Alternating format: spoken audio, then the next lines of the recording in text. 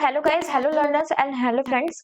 इससे पहले वाले लेक्चर में sexual reproduction in flowering plant के इससे पहले वाले लेक्चर में हमने पढ़ा था पॉलन पिस्टल इंटरेक्शन के बारे में, हाइब्रिडाइजेशन कैसे होता है इसके बारे में, इमैस्कुलेशन और बैगिंग टेक्निक के बारे में हमने जाना था। इसके अलावा हमने ये भी पढ़ा था कि पोस्ट फर्टिलाइजेशन इवेंट्स क्या होती हैं, कौन कौन सी होती हैं, और उसमें भी हमने एंडोस्पर्म और एम्ब्रियो के बारे में पढ़ा था। तो एक बार हम उसको रिवाइज कर लेते हैं फिर से।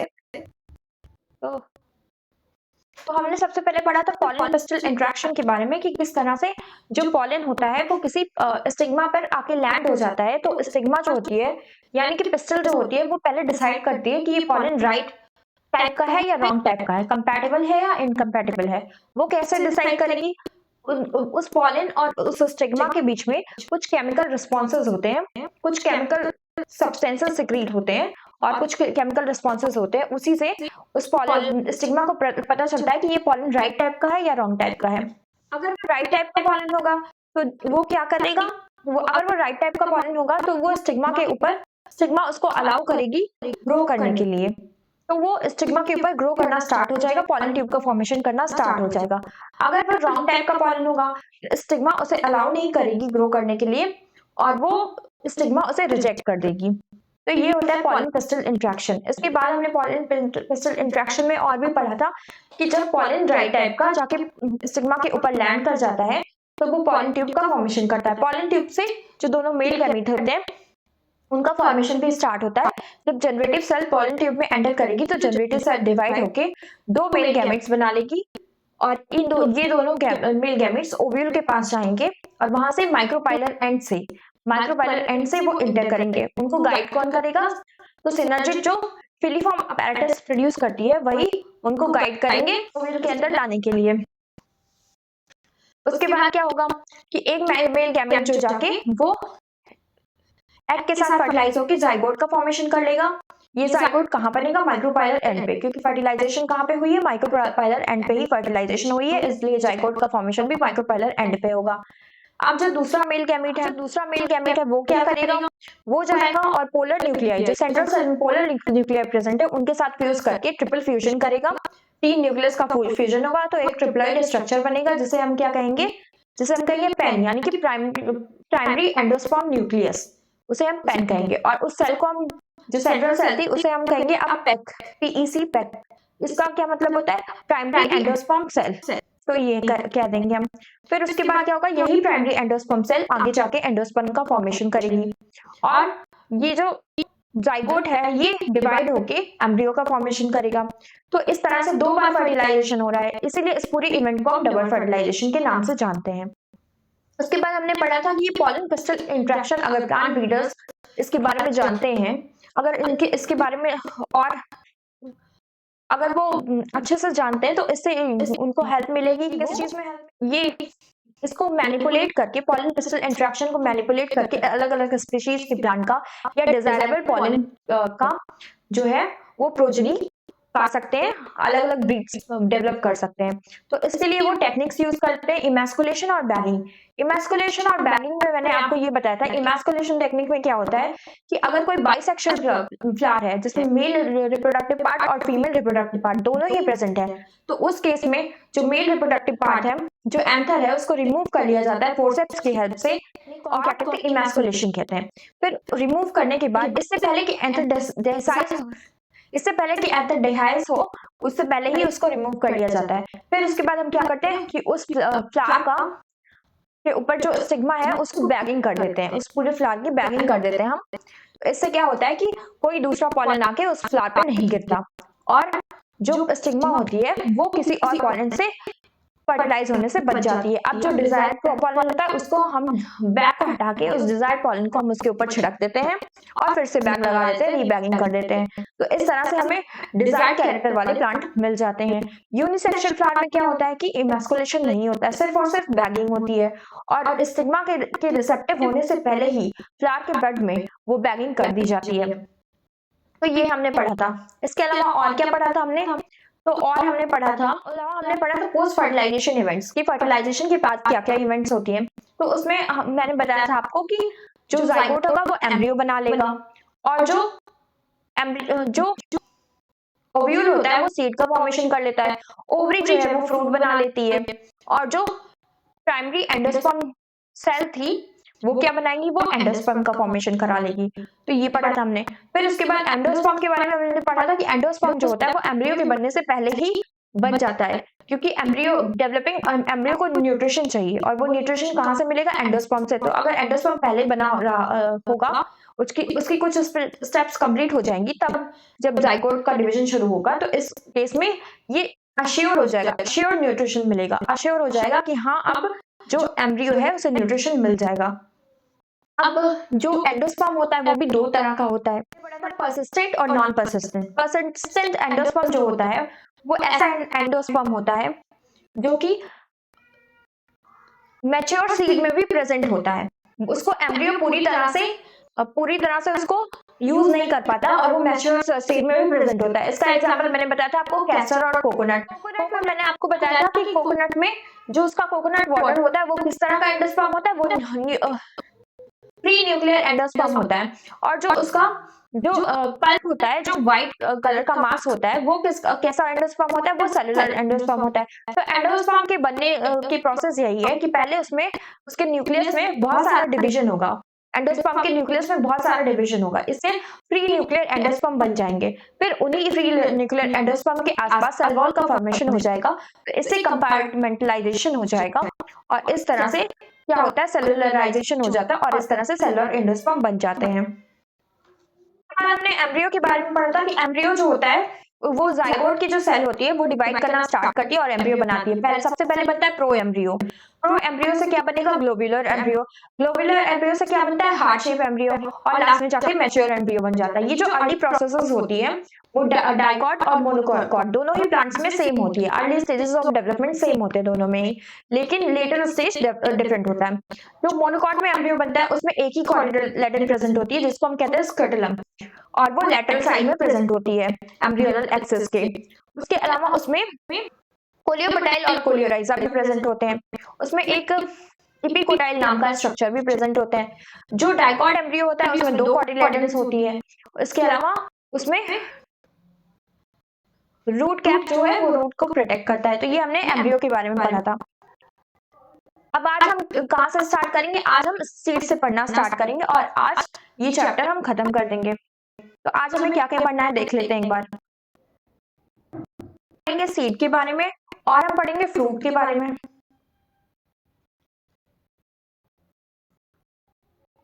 इसके अलावा हम दो बहुत ही इंपॉर्टेंट प्रोसेस के बारे में पढ़ेंगे, एपोमेक्सिस और पॉलीएम्ब्रियोनी। उसके बाद ये चैप्टर खत्म हो जाएगा।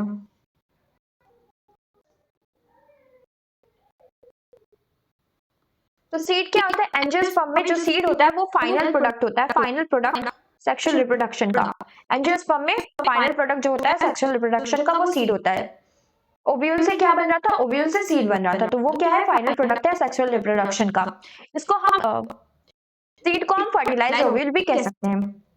Seed are formed inside the fruit. Seed किसके अंदर होता है, फ्रूट के अंदर। जिस तरह ओवरी के अंदर ओव्यूल होता है, उसी तरह जो फ्रूट होता है उसके अंदर सीड होता है। तो ओवरी किसमें बदल जाएगी, ओवरी फ्रूट का फॉर्मेशन कर लेगी। A seed typically consists of seed coat, cotyledons and an embryonal axis. तो सीड भी हमने देखा था कि एम्ब्रियो जो होता है, तो सीड किसका बना होता है, सीड सबसे बाहर इसमें होगी सीड कोट, सबसे बाहर होती है सीड कोट। सीड कोट जैसे हम अपने बॉडी में सबसे बाहर की लेयर कोट पहनते हैं, उसी तरह सीड के पास भी एक लेयर है जिसे हम सीड कोट कहते हैं। उसके अलावा इसमें होंगे कॉटिलेडन और एक एम्ब्रियो एक्सिस होगा। तो ये तीन पार्ट होते हैं सीड के, सीड कोट, कॉटिलेडन और एम्ब्रियो एक्सिस। कॉटिलेडन्स जो होते हैं वो एम्ब्रियो के सिंपल स्ट्रक्चर होते हैं, बहुत ही सिंपल स्ट्रक्चर होते हैं, और वो जनरली थिक एंड सॉलिड होते हैं due to storage of food reserves as an legume. क्योंकि कॉटिलेडन के अंदर फूड का स्टोर किया जाना है, इसलिए वो कैसे होंगे, कॉटिलेडन्स थिक होंगे और सॉलिड फूले हुए पार्ट होंगे, और उसके अंदर बहुत सारा फूड भरा होगा। वो फूड रिजर्व की तरह काम करते हैं, किसके लिए, एम्ब्रियो के लिए। जैसे कि लेग्यूम्स में जो होते हैं, लेग्यूम्स में कॉटिलेडन्स जो है उनमें फूड रिजर्व भरा होता है। मैच्योर सीड में भी नॉन एल्ब्यूमिनस और एक्स एल्ब्यूमिनस। तो Non-albuminous seeds have no residual endosperm as it is completely consumed during embryo development. Example, pea, groundnut. तो सीड दो तरह के होते हैं, एक होता है, तो सीड जो होते हैं, सीड ये दो तरह के होते हैं, एक होता है एल्ब्यूमिनस और एक होता है एक्स एल्ब्यूमिनस।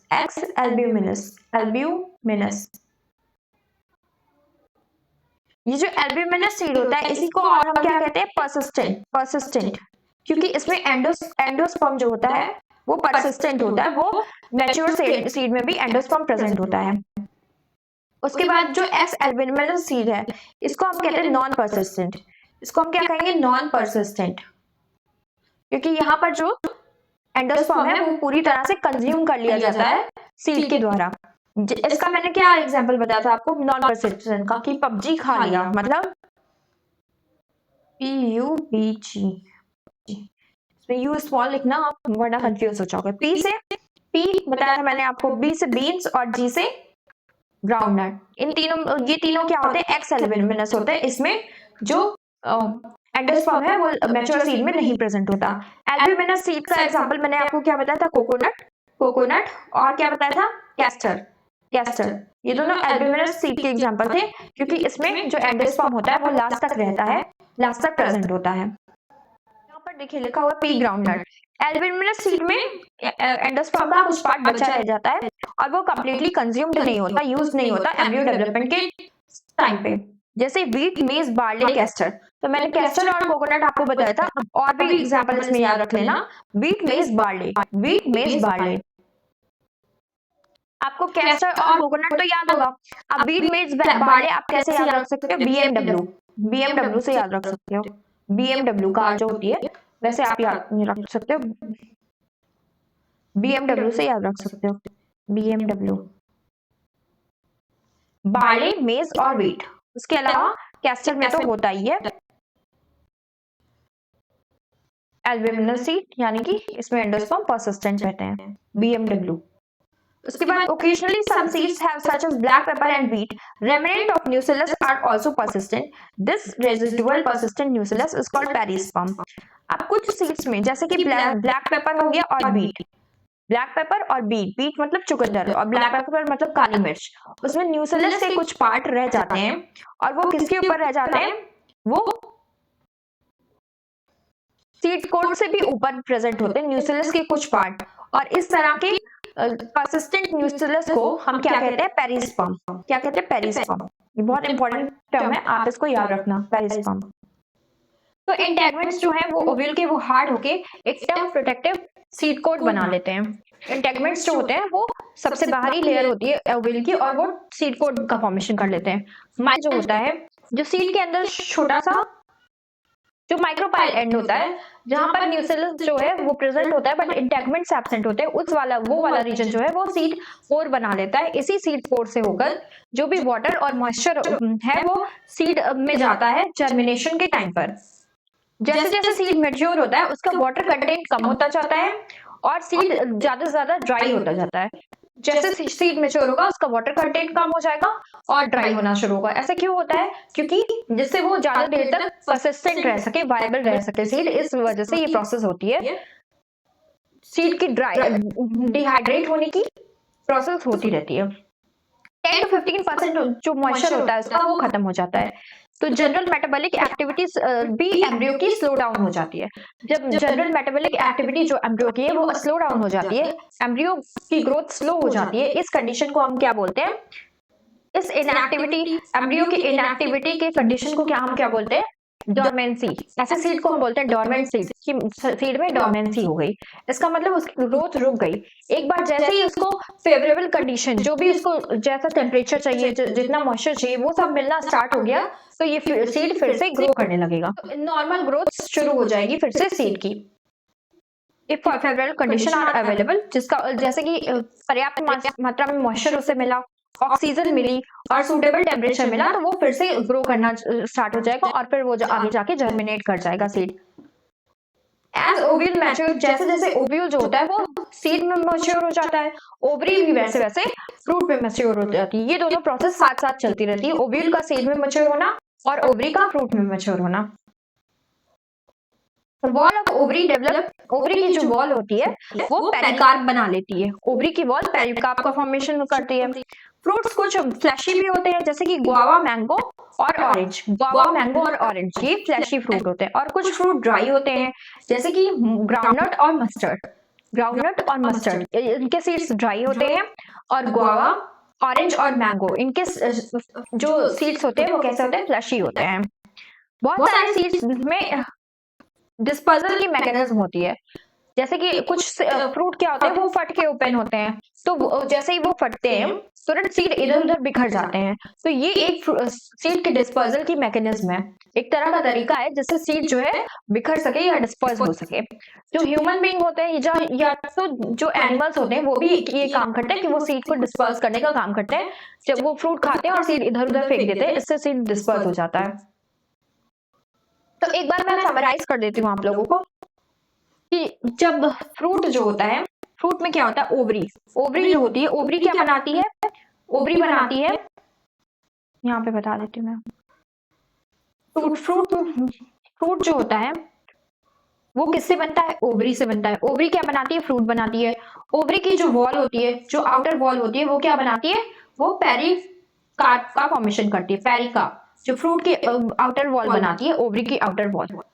उसके बाद जो ओव्यूल होता है, ओव्यूल क्या बनाता है, तो ओव्यूल सीड बना देता है, ओव्यूल सीड का फॉर्मेशन करता है। फिर हमने देखा था कि ओव्यूल में जो बाहर की लेयर्स होती है, ओव्यूल की सबसे बाहर की लेयर क्या होती है, इंटेगुमेंट। इंटेगुमेंट क्या करती है, इंटेगुमेंट जो होती है वो सीड कोट का फॉर्मेशन कर देती है, हार्ड सीड कोट का फॉर्मेशन कर देती है। वहां पर ये इंटेगमेंट जो है वो ओव्यूल को प्रोटेक्ट कर रही थी, और यहाँ पर जो इंटेगमेंट है वो सीड को प्रोटेक्ट कर रही है और सीड कोट बना ले रही है। तो बहुत ही प्रोटेक्टिव लेयर है ये, हमेशा प्रोटेक्ट करती है दूसरों को, इंटेगमेंट बहुत अच्छी लेयर है। उसके बाद न्यूसेलस होता है, न्यूसेलस की जो लेयर होती है वो वैसे तो डिजनरेट हो जाती है, लेकिन कुछ प्लांट्स में ये परसिस्टेंट रह जाती है, रेमिनेंट्स के फॉर्म में, छोटे छोटे पार्ट्स के फॉर्म में ये परसिस्टेंट रह जाती है। तो ऐसी न्यूसेलर लेयर को हम क्या कहते हैं, पेरिस्पर्म। ऐसी न्यूसेलर लेयर को हम कहते हैं पेरिस्पर्म, जो परसिस्टेंट रह जाती है, पेरिस्पर्म। ये किस में परसिस्टेंट है, जैसे ब्लैक पेपर में परसिस्टेंट है, ब्लैक पेपर में ये परसिस्टेंट होती है। उसके बाद हमने क्या पढ़ा था, उसके बाद पढ़ा था कि जो सिनर्जिड्स होते हैं वो तो डिजेनरेट हो जाते थे, वो फिलीफॉर्म अपैरेटस बना लेते ना, तो एक बार वो मेल गैमेट को अंदर लाते हैं, गाइड करते हैं मेल गैमेट को, मेल गैमेट का एग के साथ फ्यूजन हो जाता है तो जाइगोट बन जाता है, और जाइगोट क्या बनाता है, एम्ब्रियो बनाता है। जो प्राइमरी एंडोस्पर्म न्यूक्लियस थे वो क्या बना रहे थे, वो एंडोस्पर्म बना रहे थे, पोलर न्यूक्लियाई के साथ जो दूसरा मेल गैमेट फ्यूज करके प्राइमरी एंडोस्पर्म न्यूक्लियस बना रहा था, और प्राइमरी एंडोस्पर्म न्यूक्लियस जो है वो एंडोस्पर्म बना रहे थे। तो यहाँ पर मैंने बता दिया कि कौन कौन सी चीजें क्या क्या बनाती हैं वो एक ओवरी के अंदर, और जो एंटीपोडल सेल थे वो भी डिजेनरेट हो जाते हैं, उनका भी कोई काम नहीं होता है, तो वो भी डिजेनरेट हो जाते हैं। इसके अलावा था माइक्रोपाइल, माइक्रोपाइल जो होता है वो सीड पोर बनाता है, सीड पोर। हमने देखा था कि जो ओव्यूल होता है वो न्यूसेलस से और इंटेगमेंट से ढका होता है, इस तरह से न्यूसेलस और इंटेगमेंट से ढका होता है, लेकिन वो पार्ट जहां पर ये इंटेगमेंट्स एब्सेंट होते हैं, ऐसे पार्ट को हम क्या कहते हैं, माइक्रोपाइल। माइक्रोपाइल से ही जो पॉलन ग्रेन था वो एंटर कर रहा था, और यही माइक्रोपाइल बाद में जाके क्या बना लेगा, सीड पोर। और ये सीड पोर सीड के जर्मिनेशन के लिए बहुत इंपॉर्टेंट है, क्योंकि यहीं से जो एम्ब्रियो के लिए ऑक्सीजन है या वाटर है वो अंदर जाता है, वो एम्ब्रियो तक पहुंचता है। के बाद पढ़ा हमने ट्रू फ्रूट और फॉल्स फ्रूट। ट्रू फ्रूट ने पढ़ा था कि फ्रूट जो होता है वो फ्लैशी भी हो सकता है, जैसे गुआवा, ऑरेंज और मैंगो में होता है, ड्राई भी हो सकता है जिसमें मॉइस्चर कंटेंट काफी कम हो। तो ड्राई फ्रूट क्या होते हैं, ग्राउंडनट जैसा होता है, और बहुत सारे फ्रूट के पास डिस्पर्सल की मैकेनिज्म भी होती है। उसके बाद हमें पढ़ना है कि in most of the plants by the time the fruit develop into ovary, ज्यादातर प्लांट क्या होता है कि जो फ्रूट होता है वो तो ओवरी बना लेता है, ओव्यूल जो होता है वो सीड बना लेता है, लेकिन बहुत सारे जो उसके फ्लोरल पार्ट्स होते हैं वो डिजनरेट हो जाते हैं। जैसे सेपल्स जो होता है वो डिजनरेट हो जाएगा, थैलमस डिजनरेट हो जाएगा। पेटल्स का भी कोई काम नहीं है, उसने भी पॉलिनेशन करा दिया, पॉलिनेस को, इंसेक्ट्स को या बायोटिक एजेंट्स को अट्रैक्ट कर लिया, अब उसका भी काम नहीं है तो वो भी गिर जाता है। जो एंड्रोशियम होता है वो भी डिजनरेट हो जाता है, क्योंकि उसका काम था पॉलिन्स को ट्रांसफर कराना, तो उसने भी पॉलिन को ट्रांसफर करा दिया, तो वो भी पूरी तरह से डिजनरेट हो गया। अब ये सारे पार्ट्स डिजनरेट हो जाते हैं, लेकिन कभी कभी कुछ कुछ पार्ट्स जो है वो फ्रूट में भी प्रेजेंट रह जाते हैं, जैसे कि एप्पल में, स्ट्रॉबेरी में और कैश्यू में। एप्पल में, स्ट्रॉबेरी में और कैश्यू में जो थैलेमस होता है वो कंट्रीब्यूट करता है फ्रूट का फॉर्मेशन कराने में। एप्पल में तो थैलेमस जो होता है वो फ्रूट का फॉर्मेशन कराने में कंटिन्यू करता है। थैलेमस मैंने बताया था कि थैलेमस वो पार्ट होता है जहां से बाकी के सारे फ्लोरल पार्ट्स अराइज होते हैं। जैसे कि ये एक सीड की तरह काम करता है फ्लावर के लिए। इसमें से एंड्रोशियम भी अराइज होगा, इसी में से गाइनोशियम भी अराइज होगा, इसी में से पेटल्स भी निकलेंगे और इसी में से सेपल्स भी निकलेंगे। तो ये ऐसा पार्ट होता है थैलेमस। थैलेमस ही आगे मॉडिफाई होके एप्पल में जैसे वो फ्रूट बना लेगा। तो इस तरह का फ्रूट जो बिना ओवरी के बनता है, बिना ओवरी के कोई और पार्ट अगर फ्रूट बना ले तो इस तरह के फ्रूट को हम फॉल्स फ्रूट कहते हैं। फॉल्स फ्रूट मतलब formation of the fruit without ovary, बिना ओवरी के कोई और पार्ट जब फ्रूट बना ले तो उसे हम फॉल्स फ्रूट कहते हैं। और अगर ओवरी ही मैच्योर होके फ्रूट बनाए उसे हम ट्रू फ्रूट कहते हैं। जैसे कि मैंगो एक ट्रू फ्रूट है, तो अगर ओवरी ही मैच्योर होके फ्रूट बनाए तो इस तरह के फ्रूट को हम ट्रू फ्रूट कहते हैं। तो मोस्ट ऑफ द फ्रूट्स कैसे होते हैं, वो डेवलप होते हैं ओवरी से और इसीलिए उनको ट्रू फ्रूट कहते हैं। कुछ स्पीशीज में, मोस्ट ऑफ द स्पीशीज में फ्रूट्स जो होते हैं वो फर्टिलाइजेशन से बनते हैं। मेल और फीमेल गैमेट्स आपस में फर्टिलाइज किए, जाइगोट बना, फिर उसके बाद ओवरी जो है वो फ्रूट बना ली और ओव्यूल जो है वो सीड बना लिया। मोस्ट ऑफ द केसेस में यही होता है, लेकिन कुछ कुछ केसेस में ऐसा भी होता है कि जो फ्रूट है वो बिना फर्टिलाइजेशन के ही बन जा रहा है। इस तरह के फ्रूट को हम क्या कहेंगे, पार्थिनोकार्पिक फ्रूट। इस तरह के फ्रूट को हम कहेंगे पार्थिनोकार्पिक फ्रूट। और बनाना इसका एक बहुत ही अच्छा एग्जांपल है। ऐसे जो फ्रूट्स बनते हैं वो मोस्टली सीडलेस होते हैं, क्योंकि ना तो उसमें फर्टिलाइजेशन हुआ ही नहीं।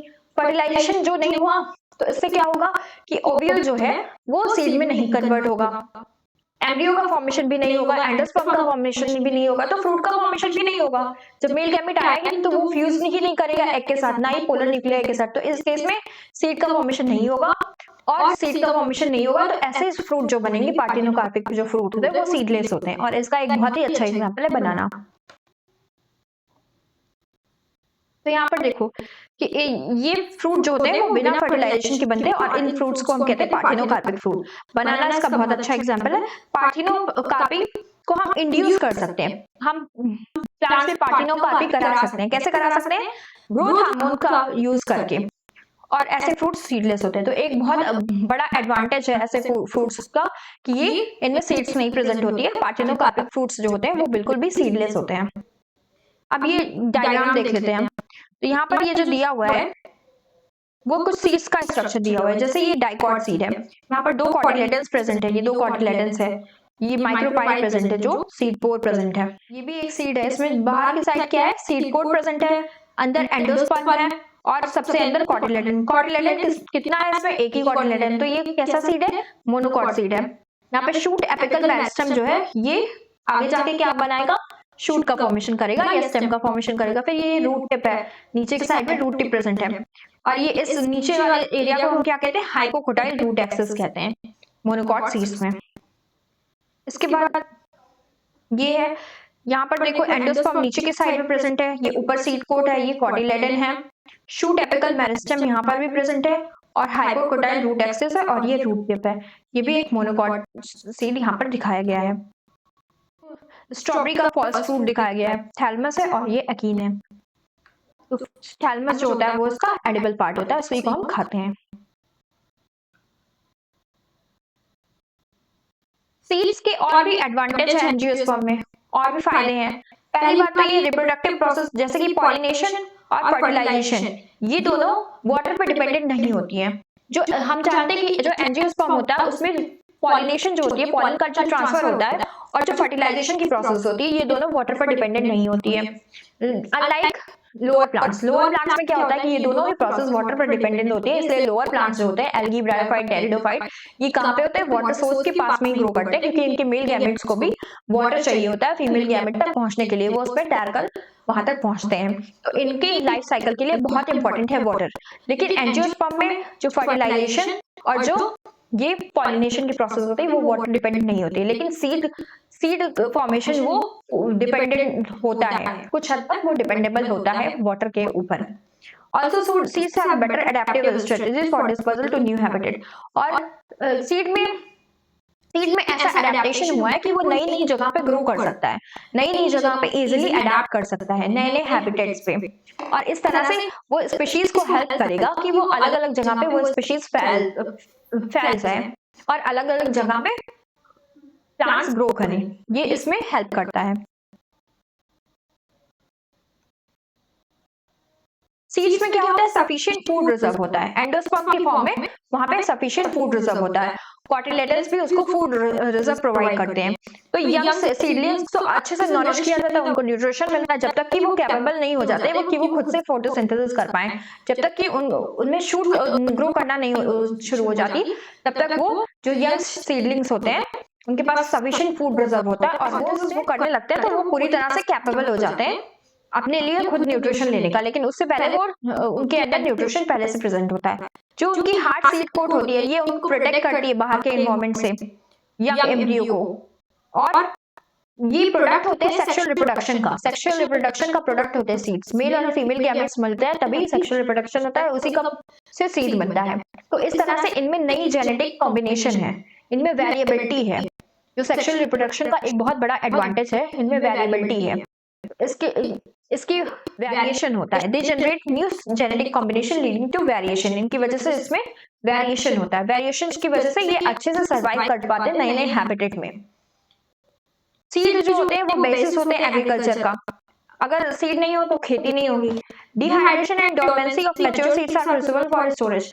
अगर सीड में डिहाइड्रेशन ना हो, उसका वाटर कंटेंट या वाटर मॉइस्चर कम ना हो और डोर्मेंसी ना हो, डोर्मेंसी का मतलब जो एम्ब्रियो की ग्रोथ और सीड की ग्रोथ रुक जाती है, और वो जब सूटेबल टेम्परेचर मिलता है या सूटेबल कंडीशन होती है तभी वो ग्रो करते हैं। इस केस में जो सीड होता है वो अपने आप को बचाने की कोशिश करता है और हार्श कंडीशन में भी सरवाइव कर जाता है, इसी प्रोसेस को हम कहते हैं डोर्मेंसी।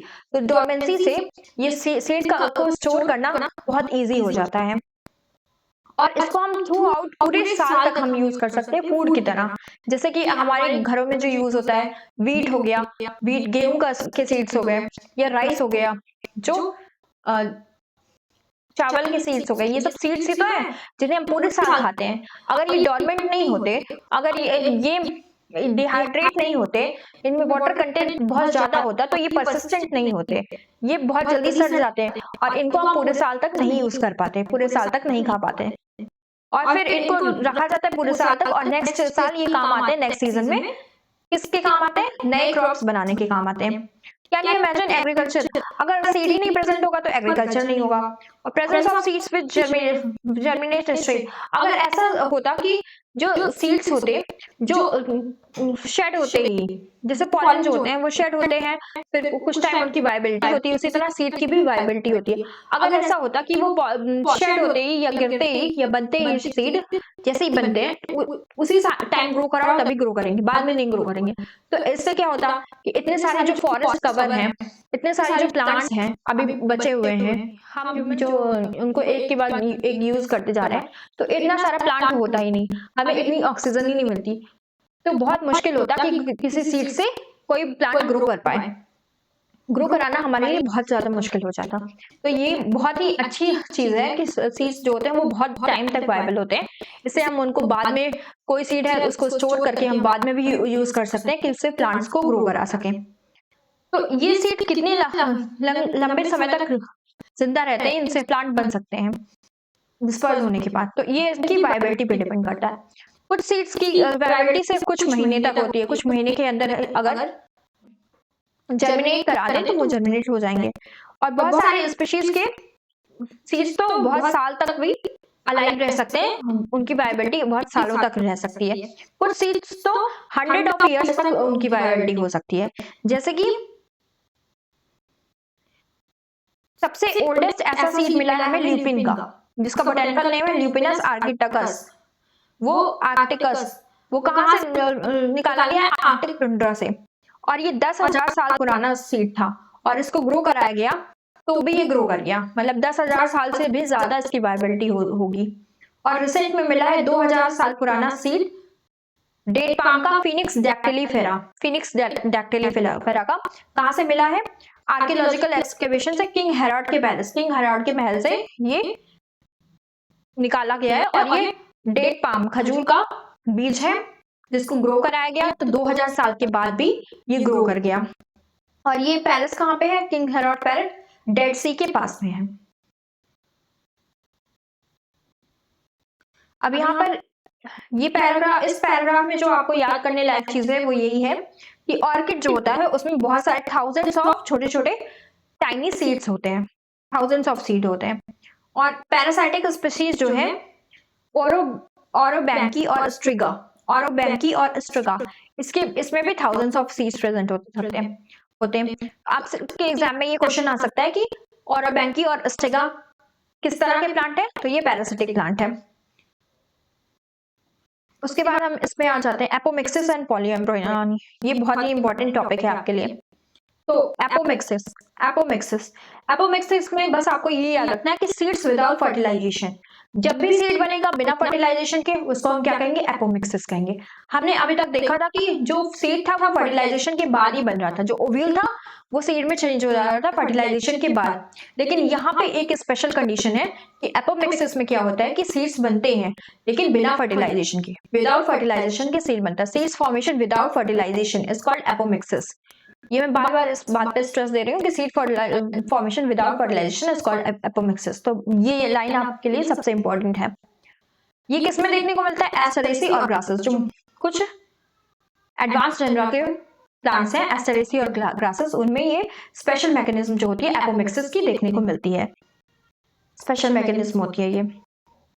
यहाँ पर फ्रूट प्रोडक्शन को क्या कह रहे थे हम? जो विदाउट फर्टिलाइजेशन के जो फ्रूट बन रहा था उसको हम ऐसे फ्रूट्स को कहते थे पार्थिनोकार्पिक फ्रूट, पार्थिनोकार्पिक फ्रूट। कुछ और वेज भी हैं एपोमिक्टिक सीड्स बनने के, बहुत सारे वेज हैं, बहुत सारे तरीके हैं एपोमिक्टिक सीड्स बनाने के। तो यहाँ पर देखो एसेक्सुअल रिप्रोडक्शन से एपोमिक्टिक सीड्स कैसे बन रहे हैं? एसेक्सुअल रिप्रोडक्शन से एपोमिक्टिक सीड्स बन रहे हैं। और एसेक्सुअल रिप्रोडक्शन यहाँ पर मिमिक कर रहा है, मतलब वो कॉपी कर रहा है किसको? सेक्सुअल रिप्रोडक्शन को। सेक्सुअल रिप्रोडक्शन नहीं हो रहा है, लेकिन जिस तरह सेक्सुअल रिप्रोडक्शन में बनते थे सीड्स, उसी तरह यहाँ पर एसेक्सुअल रिप्रोडक्शन में भी सीड्स बन रहे हैं। इस प्रोसेस को हम कहते हैं एपोमिक्सिस। तो एपोमिक्सिस के बारे में आपको समझ में आ गया कि इसमें क्या होता है कि फर्टिलाइजेशन के बिना सीड्स का फॉर्मेशन होता है, ऐसी प्रोसेस को हम एपोमिक्सिस कहते हैं। अब हम पढ़ लेते हैं पॉलीएम्ब्रियोनी के बारे में। तो पॉलीएम्ब्रियोनी में क्या होता है कि कुछ डिप्लॉयड एग सेल, अब देखो हम कि एग सेल है ये डिप्लॉयड हो गया, तो कुछ डिप्लॉयड एग सेल जो होते हैं, यहाँ पर यूजुअली जो एग सेल होता है वो हैप्लॉयड होता है, पर यहाँ पर एग सेल जो है वो डिप्लॉयड हो गया। अब ये डिप्लॉयड एग सेल क्या करेगा? बिना फर्टिलाइजेशन के, यहाँ पर फर्टिलाइजेशन भी नहीं हो रहा है, मेल गैमेट नहीं आ रहा है, फर्टिलाइजेशन नहीं हो रहा है, बिना फर्टिलाइजेशन के और बिना मियोसिस के, मियोसिस भी नहीं हो रहा है, मतलब ये एग सेल डिप्लॉयड का डिप्लॉयड ही रह जा रहा है और डायरेक्टली ये क्या बना ले रहा है? डायरेक्टली एम्ब्रियो बना ले रहा है, डायरेक्टली एम्ब्रियो का फॉर्मेशन कर रहा है, विदाउट फर्टिलाइजेशन के एम्ब्रियो बन रहा है। और मोर ऑफन क्या होता है? सिट्रस और मैंगो प्लांट में क्या होता है कि यहाँ पर एक स्पेशल मैकेनिज्म होती है। सिट्रस और मैंगो प्लांट में स्पेशल मैकेनिज्म होती है। इसमें क्या होता है कि ये है आपका एम्ब्रियो सैक के आसपास कौन सी लेयर है? न्यूसिलस की लेयर है। अब ये न्यूसिलस की लेयर क्या करेगी? ये न्यूसिलस की लेयर डिवाइड होने लगेगी, ये न्यूसिलस के सेल्स डिवाइड होंगे, बहुत ज्यादा डिवाइड होंगे और डिवाइड होके ये एम्ब्रियो सैक के अंदर आ जाएंगे, ये एम्ब्रियो सैक में प्रोट्रूड कर जाएंगे। Some of the nucleus cells surrounding the embryo sac start dividing, produce into embryo sac. Embryo sac में protrude कर जाएंगे, embryo sac के अंदर चले जाएंगे। ऐसे सेल्स क्या करेंगे? जाके वहां पर एम्ब्रियो बना लेंगे। तो इस तरह से एक एम्ब्रियो सैक के अंदर एक से ज्यादा बहुत सारे एम्ब्रियो का फॉर्मेशन हो रहा है। तो ऐसे इस प्रोसेस को हम कहेंगे पॉलीएम्ब्रियोनी। इस प्रोसेस को हम क्या कहेंगे? पॉलीएम्ब्रियोनी। तो यहाँ पर क्या हो रहा है, न्यूक्लियस की जो सेल्स थी वो प्रोफिउजली डिवाइड होके प्रोट्रूड कर जा रही थी एम्ब्रियो सैक के अंदर। बहुत ज्यादा न्यूक्लियस की सेल्स में डिवीजन हो रहा था और वो एम्ब्रियो सैक के अंदर चली जा रही थी और एम्ब्रियो सैक के अंदर जाके एम्ब्रियो बना ले रही थी। इस प्रोसेस को हम कहेंगे पॉलीएम्ब्रियोनी, क्योंकि यहाँ पर एक एम्ब्रियो सैक में बहुत सारे एम्ब्रियोज बन रहे हैं। इस प्रोसेस को हम पॉलीएम्ब्रियोनी कहते हैं। और ये किसमें देखने को मिलता है, ये सिट्रस और मैंगो में देखने को मिलता है। तो यहाँ पर हमने पढ़ लिया पॉलीएम्ब्रियोनी के बारे में। पॉलीएम्ब्रियोनी क्या थी, ऐसी कंडीशन जहाँ पे एक ही एम्ब्रियो सैक के अंदर एक से ज्यादा मतलब बहुत सारे एम्ब्रियोज का फॉर्मेशन हो रहा है। इस कंडीशन को हम पॉलीएम्ब्रियोनी कहते हैं। यहाँ पर न्यूक्लियस सेल जो हो रही है उसमें बहुत सारा डिवीजन हो रहा है और वो डिवाइड होके एम्ब्रियो सैक के अंदर चली जा रही है और वहां पर जाकर एम्ब्रियो का फॉर्मेशन कर ले रही है। अब यहाँ पर हम हाइब्रिड वेराइटीज की सीड्स के बारे में पढ़ लेते हैं कि हाइब्रिड वेराइटी के जो सीड्स होते हैं, जो हाइब्रिड आजकल जो है वो फ्रूट और वेजिटेबल में, फूड और वेजिटेबल क्रॉप्स में हाइब्रिड वेराइटी के सीड्स का बहुत ज्यादा यूज हो रहा है। ये इनमें से कुछ हाई यील्डिंग वेराइटीज होती है जिस प्रोडक्शन बहुत ज्यादा बढ़ जाता है, मतलब बहुत ज्यादा क्रॉप्स प्रोड्यूस हो जाती है और बहुत अच्छी प्रोडक्शन हमें देखने को मिलती है। लेकिन हाइब्रिड सीड्स का एक डिसएडवांटेज भी है। Hybrid varieties of several of our food and vegetable crops are being extensively, बहुत ज्यादा कल्टीवेट किया जा रहा है, बहुत ज्यादा उगाया जा रही है हाइब्रिड वेराइटी। और कल्टीवेशन जो होता है हाइब्रिड का, ये बहुत ज्यादा इंक्रीज, बहुत ज्यादा प्रोडक्टिविटी को बढ़ा देता है, बहुत ज्यादा क्रॉप पैदा होने लगती है। जहां बहुत कम क्रॉप पहले पैदा होती थी, अब उनका अमाउंट बढ़ गया है, क्रॉप्स का की क्वांटिटी बढ़ गई है। पर एक प्रॉब्लम है हाइब्रिड के साथ कि हाइब्रिड सीड जो होती है वो एक ही साल में एक ही साल में यूज की जाती है। मतलब अगर हमने हाइब्रिड सीड्स का यूज करके क्रॉप्स को ग्रो कराया, तो अगले साल हम फिर से उसी हाइब्रिड सीड का यूज करके क्रॉप्स को ग्रो नहीं करा पाएंगे। वो एक ही बार के लिए होता है। तो ये जो होता है, इससे जो फार्मर्स के लिए ये प्रोसेस बहुत ही ज्यादा एक्सपेंसिव होती है, बहुत महंगा पड़ता है कि उन्हें हर साल नए नए हाइब्रिड सीड्स खरीदने पड़ते हैं। पहले क्या होता था कि वो नॉर्मल सीड्स का जो यूज करते थे उसको ग्रो कराते थे, तो जो क्रॉप पैदा होती थी उस क्रॉप के सीड को वो फिर से स्टोर करके रख लेते थे और फिर उसी क्रॉप के सीड से वो अगले साल भी प्लांट्स को या क्रॉप को ग्रो करा लेते थे। तो इस तरह से उन्हें या तो सीड्स खरीदने नहीं पड़ते थे या बहुत कम अमाउंट में सीड खरीदने पड़ते थे। अब ये हाइब्रिड वैरायटी की वजह से उनको हर साल सीड खरीदना पड़ रहा है, तो ये बहुत ज्यादा कॉस्टली हो गया है उनके लिए, तो और बहुत ज्यादा एक्सपेंसिव भी हो गया है। तो यहाँ पर ये सजेस्ट किया गया है कि अगर हम एपोमिक्टिक का यूज करके अगर हम सीड्स बनाएं तो उन्हें हर साल सीड नहीं खरीदना पड़ेगा और उन्हें हर साल, पहले बात तो ये समझ लेते हैं उन्हें हर साल सीड क्यों खरीदना पड़ता है, क्योंकि अगर एक साल वो हाइब्रिड क्रॉप को ग्रो कराया उन्होंने, उसी के सीड को अगर उन्होंने दूसरे साल भी ग्रो करा दिया तो उसके हाइब्रिड कैरेक्टर लॉस हो जाते हैं और वो बिल्कुल नॉर्मल क्रॉप की तरह ग्रो करने लगता है। ऐसा क्यों होता है? ऐसा सेक्सुअल रिप्रोडक्शन की वजह से होता है कि हाइब्रिड सीड तो है लेकिन जो सीड्स कैसे बनते हैं, सेक्सुअल रिप्रोडक्शन का प्रोडक्ट होते हैं सीड। अब यहाँ पर मेल और फीमेल गैमेट में दोनों में अलग अलग कैरेक्टर हैं, तो सेग्रीगेशन के टाइम पे हो सकता है वो हाइब्रिड वाला कैरेक्टर हट जाए, रिमूव हो जाए, अलग अलग हो जाए। तो इस केस में क्या होगा कि जो सीड्स बनेंगे वो हाइब्रिड नहीं रह जाएंगे। अगर एपोमिक्टिक का यूज करके, अगर एपोमिक्सिस वाली प्रोसेस का यूज करके अगर हम सीड बनाए हाइब्रिड, तो यहाँ पर तो बिना सेक्सुअल रिप्रोडक्शन के ही सीड्स बन रहे हैं एपोमिक्सिस वाले प्रोसेस में। तो बिना सेक्सुअल रिप्रोडक्शन के बनने की वजह से वो हाइब्रिड कैरेक्टर मेंटेन करेंगे, अगली जनरेशन में भी, अगले प्रोजेनी में भी वो हाइब्रिड कैरेक्टर को मेंटेन करेंगे। कोई भी सेग्रीगेशन नहीं हुआ क्योंकि सेक्सुअल रिप्रोडक्शन नहीं हो रहा है, तो कैरेक्टर वैसे का वैसे रहेगा। तो इस केस में जो फार्मर्स हैं उनके लिए ये बहुत अच्छा होगा कि उन्हें अगले साल भी हाइब्रिड सीड नहीं खरीदने पड़ेंगे, उन्हें वो वही सीड का यूज करके अगले साल भी क्रॉप प्रोड्यूस कर सकते हैं। तो इसी बात पे रिसर्च चल रही है, दुनिया भर के साइंटिस्ट इसी बात पे लगे हुए हैं कि वो कैसे जेनेटिक्स को अंडरस्टैंड करें, एपोमिक्सिस की जेनेटिक्स को अंडरस्टैंड करके एपोमिक्टिक जीन्स कैसे ट्रांसफर होते हैं इसको भी वो समझे और फिर उसको यूज में लाए हाइब्रिड वैरायटी बनाने के लिए। तो ये था ये पूरा पैराग्राफ। अब मैंने आपको पूरा बता दिया है। आज हमने पढ़ा पॉलीएम्ब्रियोनी और एपोमिक्सिस के बारे में। एपोमिक्सिस जो होती है वो production of seed without fertilisation is called apomixis. और पॉलीएम्ब्रियोनी में क्या होता है, एक ही एम्ब्रियो सैक के अंदर एक से ज्यादा एम्ब्रियो बन जाते हैं, तो उस केस को पॉलीएम्ब्रियोनी कहते हैं। वो न्यूक्लियस से भी बन सकते हैं या एग ही डिप्लॉयड होके पॉलीएम्ब्रियोनी करा दे तो वो भी हो सकता है। तो ये पढ़ा हमने। और क्या पढ़ा था हमने हमने ये पढ़ा था कि सीड के बारे में। सीड क्या होता है? एक्स एल्बुमिनस होता है जिसमें एंडोस्पर्म लॉस हो जाता है, एल्बुमिनस होता है जिसमें एंडोस्पर्म परसिस्टेंट रहता है। उसके बाद हमने सीड में पढ़ा कि सीड कोट किससे बनता है? इंटेगमेंट से बनता है। माइक्रोपाइल जो होता है वो सीड पोर बनाता है, उसी से ऑक्सीजन और वाटर अंदर जाता है। सीड डॉर्मेंट होते हैं और डिहाइड्रेट हो जाते हैं, इससे उनका स्टोरेज जो है वो ईजी हो जाता है। उसके बाद हमने क्या पढ़ा था? हमने पढ़ा था कि जो न्यूक्लियस होती है वो कभी-कभी परसिस्टेंट रह जाती है और वो क्या बनाती है? पेरिस्पर्म बनाती है। जो पेरिकार्प कौन बनाता है? वो ओवरी की वॉल बनाती है और ओवरी पूरा फ्रूट बनाती है। ओव्यूल जो होता है वो पूरा का पूरा सीड बनाता है। कभी-कभी जो ओवरी होती है वो फ्रूट नहीं बना के कोई और पार्ट भी फ्रूट बना लेता है, तो ऐसे फ्रूट को हम फॉल्स फ्रूट कहते हैं, जैसे एप्पल और स्ट्रॉबेरी और में देखा था हमने। उसके बाद हमने देखा था ट्रू फ्रूट जो होता है वो ओवरी से बनता है। बनाना एक पार्थिनोकार्पिक फ्रूट है जो बिना सेक्सुअल रिप्रोडक्शन के ही फॉर्म हो जाता है। तो ऐसे फ्रूट को हम पार्थिनोकार्पिक फ्रूट कहते हैं। ऐसे फ्रूट जो होते हैं वो सीडलेस होते हैं, इनका यही एडवांटेज है। तो ये सब पढ़ा था हमने। तो आज ये लेसन खत्म हो गया, sexual reproduction in flowering plants. इसके बाद मैं नेक्स्ट लेसन पढ़ाऊंगी अगले लेक्चर से। तो अगर आपको मेरा कंटेंट अच्छा लगता हो तो आप इस वीडियो को लाइक कर देना और सब्सक्राइब करो मेरे चैनल को, और अगर कोई भी डाउट हो तो कमेंट सेक्शन में पूछ सकते हो। Thank you.